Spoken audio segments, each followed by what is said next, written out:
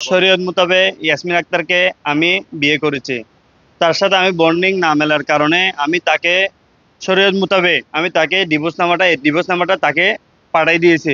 ইয়াসমিন আক্তারের সাথে আমার ২৯শে জানুয়ারি আমাদের পারিবারিকভাবে সামাজিক রীতিনীতি অনুযায়ী তাকে আমি বিয়ে করি।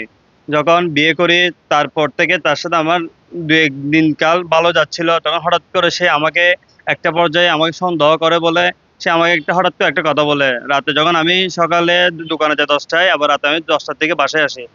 তখন সে আমাকে বলতেছে, "আপনার সাথে একটা কথা ছিল।" আমি যখন বললাম, "কি কথা?" সে আমাকে বলে কি, "হয়তো আপনার সাথে আমার থাকতে হলে বাহিরে থাকতে হবে।" "কোথায়?" আমি যখন বলি, "কোথায়? আমাকে নিয়ে ফ্ল্যাট বাসা নিতে হবে।" "কেন?" "আপনার আম্মুদের সাথে আমার সাথে বন্ডিং মিলতেছে না, যার কারণে আমার আপনার সাথে সংসার করা সম্ভব নয়।"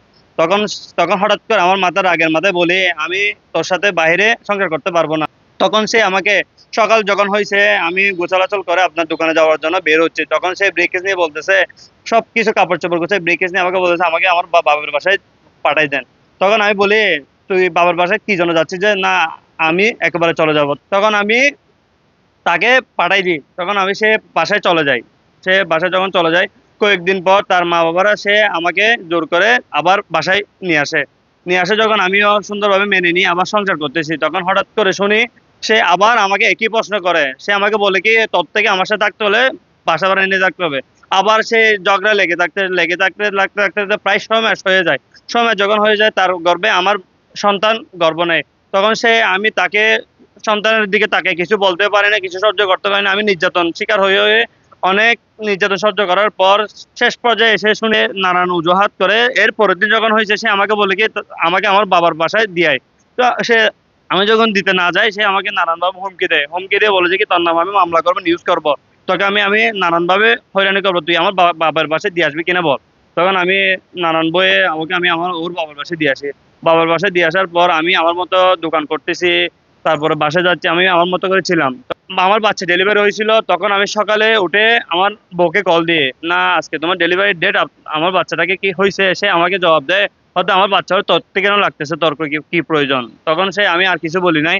তখন ওর বোন আমাকে কল দিয়ে বলে, "আপনার তো একটা মেয়ে বাচ্চা হয়েছে।" তখন আমি আমার ফ্যামিলি নিয়ে যখন দেখতে যাই, তখন তারা আমাকে বাসায় ঢুকতে দেয় নাই। তারা আমাকে বাসায় ঢুকতে দেয় না। আমি যখন কাপড় নিয়ে গেছি, কাপড়গুলো অন্যদিকে চুটো মেরে তারা আমাকে নাস্তা পানি সবগুলো ছুটে মেরে তারা আমাকে ওইখান থেকে তাড়াই দিছে। তখন আমি শেষ প্রান্তে না পেরে ২৮ তারিখ ২৮ তারিখ আমি তাকে ডিভোর্সনামা লিখে কাজী সহকারে আমি তাকে পাঠাই দিছি। পাঠাই দেওয়ার পর সে আমাকে এই তো আমি তাকে ডিভোর্স দিয়ে দিছি ২৮ তারিখ। শরীয়ত মোতাবেক ইয়াসমিন আক্তারকে আমি বিয়ে করেছি। তার সাথে আমি বন্ডিং না মেলার কারণে আমি তাকে শরীয়ত মোতাবেক আমি তাকে ডিভোর্স নামাটা তাকে পাঠাই দিয়েছি। তাকে পাঠিয়ে দেওয়ার পর আমার কথা একটাই, তাকে আমি আমার শরীয়ত মোতাবেক যেগুলো দেওয়া পাওনা থাকে তাকে আমি ওগুলো দেওয়ার জন্য বাধ্য আছি। আমার বাচ্চাটাকে আমি নিয়ে নিতে চাই।